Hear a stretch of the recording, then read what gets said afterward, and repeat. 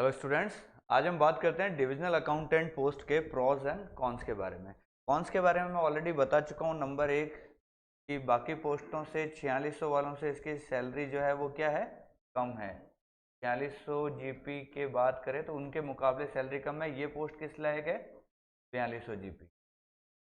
लगभग सैलरी में 15,000 के आसपास का फर्क रहेगा इसमें। ये पहली चीज बताई थी। सेकंड चीज बताई थी कि जो पोस्टिंग है वो रूरल एरियाज में भी आएगी। हमेशा बड़ी सिटीज़ नहीं मिलेंगी और हर 3 साल में ट्रांसफ़र पोस्टिंग का फंडा है इसके अंदर। 3 साल एक डिवीज़न, फिर 3 साल में दूसरा डिवीज़न। तीसरी चीज़ मैंने जो बताई थी आपको वो था कि स्टेट के ऑफिस मिलेंगे आपको, तो उनका जो इंफ्रा है वो इंफ्रा बहुत ही लो लेवल का होता है कंपैरिजन टू इनकम टैक्स या जीएसटी या सीएसएस के ऑफिस। आप देखें इंफ्रा बहुत ही घटिया होगा।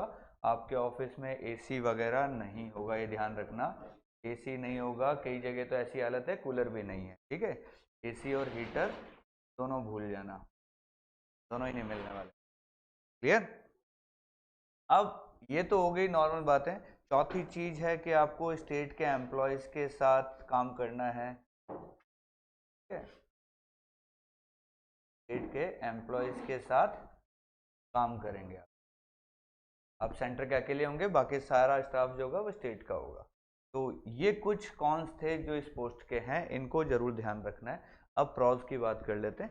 तो प्रॉज में सबसे पहला जो है वो है कि भैया साइनिंग अथॉरिटी है आपके पास, तो सब आपको क्या बोलेंगे, आपको बोलेंगे डीए साहब।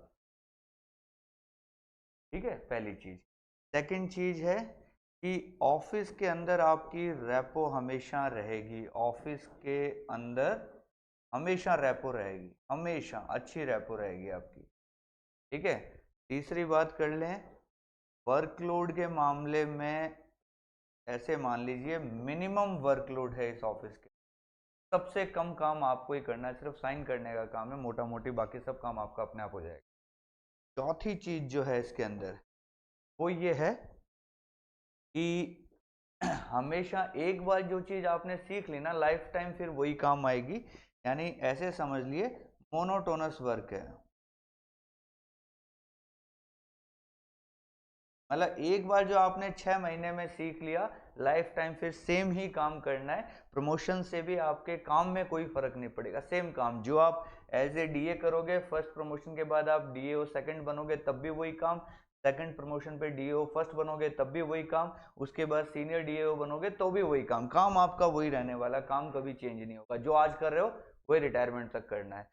तो जिनको मतलब नया सीखने की ज़्यादा इच्छा नहीं रहती कि ठीक है आज, तो इसमें यह है कि आपको जो सबसे बढ़िया चीज़ है ना वो है आपको एक्स्ट्रा टाइम बहुत मिलेगा। कि अगर आप किसी और जॉब की प्रिपरेशन करना चाहते हैं, फॉर एग्जांपल यूपीएससी के लिए जाना चाहते हैं या स्टेट पीसीएस में जाना चाहते हैं, तो एक्स्ट्रा टाइम आपको बहुत अबंडेंट मिलेगा। मतलब कोई काम ही नहीं है, मान लीजिए सुबह ऑफिस गए, 2 साइन मारे, पूरा दिन आपका है, जो पढ़ना है जो करना है वो आप कीजिए। एक्स्ट्रा टाइम आपको बहुत मिलने। ठीक, तो ये कुछ प्रॉस थे, ये कुछ कॉन्स थे। तो आप पहले डिसाइड कर लीजिए कि आप किस तरीके के आदमी हैं, उस अकॉर्डिंग जो आपको ये ज्यादा भारी लगते हैं तो पोस्ट लीजिए, आपको ये ज्यादा भारी लगते हैं तो मत लीजिए, आपकी मर्जी। ठीक है, ये सारा खोल के रख दिया मैंने डिविजनल अकाउंटेंट।